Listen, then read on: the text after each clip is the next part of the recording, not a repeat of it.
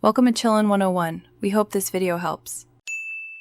In this video, I will explain how to connect your Garmin Fenix 6 Pro to an iPhone.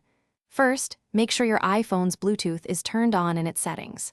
Next, download the Garmin Connect app from the App Store. It's also a good idea to charge your Fenix 6 Pro to at least 50% battery before you begin. Keep your devices close, within a few feet, for a smooth connection process. Now, let's pair your devices. Open the Garmin Connect app on your iPhone. From the menu, navigate to Garmin Devices and then select Add Device. On your Fenix 6 Pro, go to its Settings menu and put it into pairing mode. A 6-digit code will appear on your watch. Simply enter this code into the Garmin Connect app on your iPhone to complete the pairing.